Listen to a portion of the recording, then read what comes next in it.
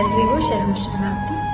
ಒಂದು ಊರಲ್ಲಿ ಇಬ್ಬರು ಹುಡುಗಿಯರು ಇರ್ತಾರೆ. ಅವರು ದೇವಸ್ಥಾನಕ್ಕಂತ ಹೋದಾಗ ಆ ದೇವಸ್ಥಾನದ ಆವರಣದಲ್ಲಿ ಹೂವು ತೋಟ ಇರುತ್ತೆ. ಆ ಹೂವಿನ ತೋಟದಲ್ಲಿ ಅವರು ಹೂವುಗಳನ್ನು ತೆಗೆದುಕೊಂಡು ಅಲ್ಲೇ ಕೂತ್ಕೊಂಡು ಕಟ್ತಾರೆ. ಕಟ್ಟಿದಾದ ನಂತರ ಮೊದಲನೇ ಹುಡುಗಿ ಏನು ಮಾಡುತ್ತೆ, ಆ ಕಟ್ಟಿದ ಹೂಗಳನ್ನು ತನ್ನ ಮುಡಿಗೆ ಮುಡ್ಕೋತಾಳೆ. ಎರಡನೇ ಹುಡುಗಿ ಆ ಹೂವನ್ನು ದೇವರಿಗೆ ಅರ್ಪಣೆ ಮಾಡಿ ಅಂತ ಪೂಜಾರಿಗೆ ಕೊಡ್ತಾಳೆ. ಆಗ ಆ ಪೂಜಾರಿ ಆ ಹೂವನ್ನು ದೇವರ ಪಾದಕ್ಕೆ ಸ್ಪರ್ಶ ಮಾಡಿ ರಿಟರ್ನ್ ಅವಳಿಗೆ ಕೊಟ್ಬಿಡ್ತಾರೆ. ಸೊ ಈ ಒಂದು ಕಥೆಯಲ್ಲಿ ಒಂದು ಮಾರಲ್ ಏನಿದೆ ಅಂದರೆ, ಆ ದೇವರು ನಮ್ಮೆಲ್ಲರಿಗೂ ಸಹ ಒಂದು ಥರದಂಥ ಅಪರ್ಚುನಿಟಿಯನ್ನು ಕೊಟ್ಟಿದ್ದಾನೆ. ಅದನ್ನು ಸದುಪಯೋಗಪಡಿಸಿಕೊಳ್ಳೋದು ನಮ್ಮಲ್ಲಿ.